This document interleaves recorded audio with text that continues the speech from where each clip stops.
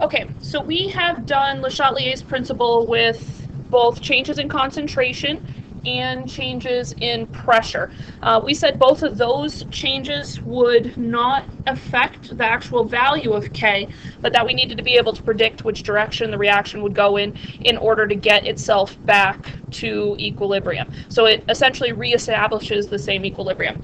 But the third factor, the one that we're going to do with this lesson, is changes in temperature. And you can see here in my very large lettering that it does actually change the value of K. So we're not only going to have to predict the direction that the reaction will shift, either to the right or to the left, but we're actually going to also have to determine whether or not K is going to increase at the new temperature or decrease at the new temperature. Now, the good news is that changes in temperature are essentially the same as changes in concentration and changes in pressure. The issue is always if you have too much of something, you have to shift to get rid of it. If you have too little of it, you have to shift to get more of it. But the problem with temperature is you have to understand a little bit more about the reaction to be able to decide which direction it's going to shift in. And that's going to come back to the concepts of endothermic and exothermic reactions. If you remember, we've talked about them multiple times, but just to review a little bit, endothermic reactions have negative delta H's. Exothermic reactions, that is totally wrong. Endothermic reactions have positive delta H's. Exothermic reactions have negative delta H's. And so when you have an endothermic or exothermic reaction, it's telling you whether or not in that reaction heat is consumed or produced in the actual reaction itself. So heat is like a reactant or a product depending on what type of reaction it is.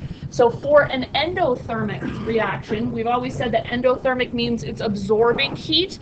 Notice that the heat is written on the reactant side as an actual reactant, and that really is what it is. In order for an endothermic reaction to be able to take place, heat has to react with the reactants to produce the products.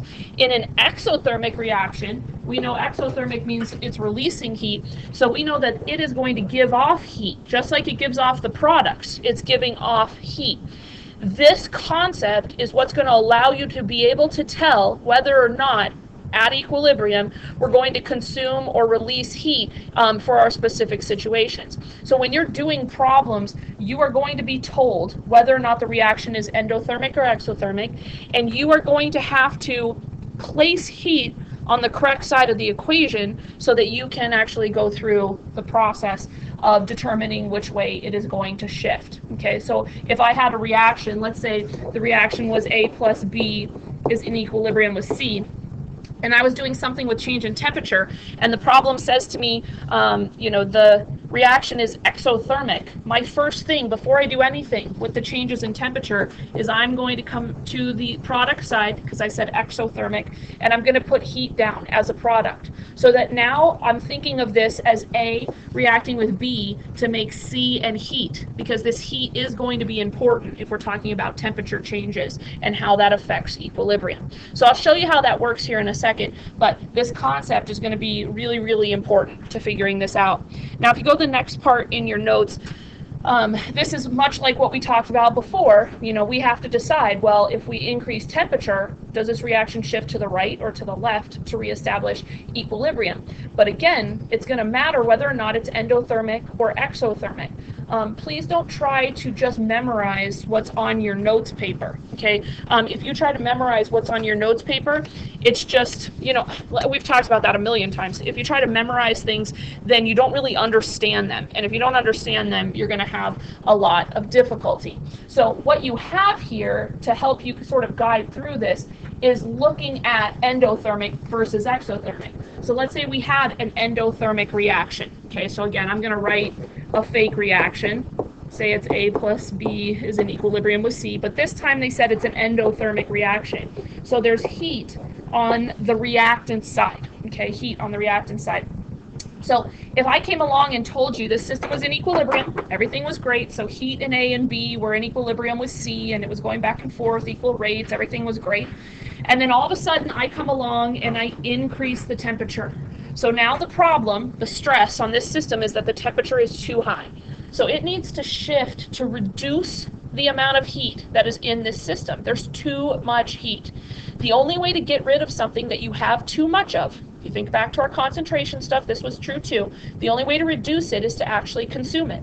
And the way you're going to consume the heat is by shifting to the right. If you go to the right, then heat and A and B will all react and turn into C. So that will consume that added heat. So if you increase the temperature on a system that is endothermic, the system shifts to the right because it needs to consume that added heat.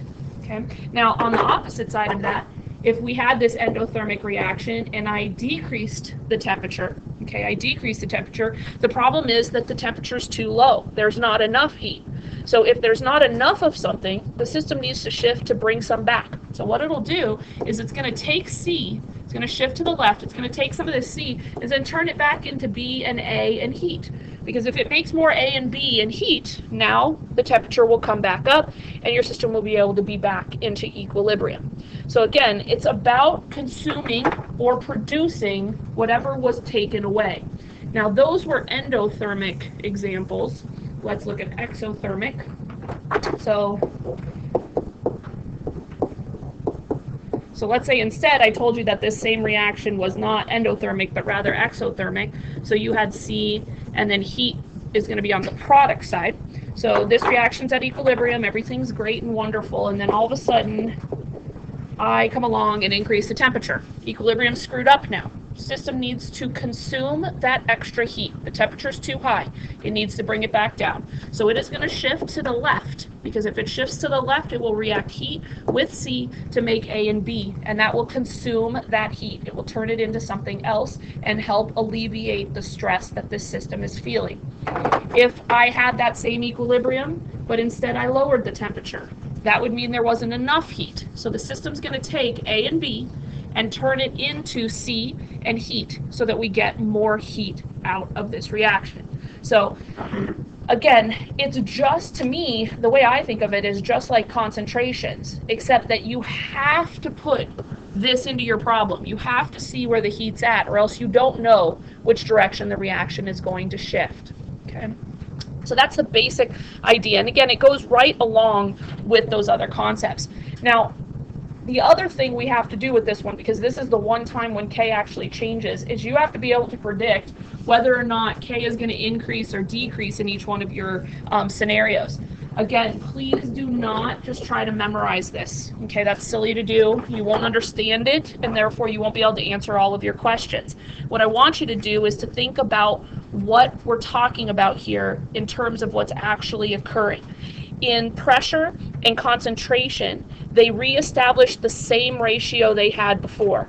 But with temperature, because you're affecting the kinetic energy of the particles, collision theory we learned last unit is going to tell us that they are going to interact differently now. And because they interact differently, they are going to make K a different number. So the way you're going to decide what that number is, whether or not it increases or decreases, we don't have to ever calculate it, just whether or not it increases or decreases, is to think about what you decided the shift was. So let's say we have our equilibrium, reactants is in equilibrium with products, and let's say you did a problem and you decided that it was shifting to the right, okay, just like the problems we were doing before. Let's say we decided it shifted to the right. If it shifted to the right, that means it used up reactant and it made more product. And we know that all of our K values are the ratio of the products over the reactants. Okay, so if you have a bigger value up top now, then that means your K will have increased. So if it shifts to the right, K increases because you have more product now. Now if it does the opposite, say you're in equilibrium and it shifts to the left, we know equilibrium is products over reactants. If it shifts to the left, we've increased the reactant amount. If we've increased the reactant amount, then the K value is going to decrease. Okay, so again, there's a memorization ability with this, but understanding what's truly going on is going to make a huge difference on those AP problems, where they will always, of course, make things as difficult as they can. All right, so before we finish up, let's do an example problem. This problem actually has all of the different Le Chatelier stuff in it, and it will allow you to be able to sort of think about all three parts of the video, and then be able to start working on that homework assignment. So here's our equation. Now this time, realize that as we're reading this problem, it says, in what direction will the equilibrium shift when each of the following changes are made to this endothermic system? Right here, told you it was endothermic. So immediately go to the problem and put heat on the reactant side. Now the heat part is not going to affect concentration stuff, it's not going to affect pressure stuff, but it will affect when we get down to D. All right, so let's start with A. A says we are adding more N2O4. So if we increase how much N2O4 we have, that means we have too much of a reactant. So it will shift to the right in order to consume or use up that added amount. So it's going to shift to the right to consume N2O4. And again, it's not going to consume all of it. It's just going to consume enough of it to get the K value back to where it was. Let's make note of that. K stays the same. So it's going to reestablish the same K that it had before, even though the question didn't ask us that. That is something they do like to ask about. All right, for the second one, if we remove NO2, that means we have too little NO2. Once again, it is going to shift to the right. And the reason is it's going to shift to the right to make NO2. Okay, and again, it's not going to just make all NO2, it's just going to make enough to get back to the same K value. So again, K stays the same. Okay, increasing volume. Remember, we said we don't really care about volume, we care about how volume affects pressure. So volume and pressure are indirectly related, so increasing volume will decrease the pressure. So if we decrease the pressure, the problem is the pressure is too low. We need to bring the pressure back up. Okay, so make yourself a note just to sort of remind yourself that this means the pressure is too low. So in order to bring the pressure back up, we have to shift to the side with more moles of gas. Okay, here we have 1 mole of gas, here we have 2 moles of gas. So this is also going to shift to the right to produce more moles of gas. And again, that will cause the pressure to equalize again. It won't go back to exactly what it was before, but the ratio will be the same. And that's all that K is a ratio. So again, K stays the same. Now here's our new one, temperature. So with temperature, we said this was an endothermic reaction. They're telling us they are going to now decrease the temperature. So the problem is the temperature is too low. If the temperature is too low, it needs to shift to make more heat. Needs more heat. So it's going to shift to the left for this one. So more space. So it's going to go to the left to produce more heat. Going to go to the left to produce more heat because heat was a reactant. So it needs to make more reactants to get more heat. Now this is the one time where K is going to change. So you need to be able to predict what's going to happen to it. If this thing shifted to the left, that means it made more reactant. Okay, and again, think about K. K is reactants over... What am I doing? K is products over reactants. If I make more reactant, then the K value is going to decrease. So if this question had asked you, you would say there would be a decrease in K, but that value will go down. And again, we're not going to actually calculate that value. We're going to just conceptualize where it's going to go. Okay? All right, so that's it for today.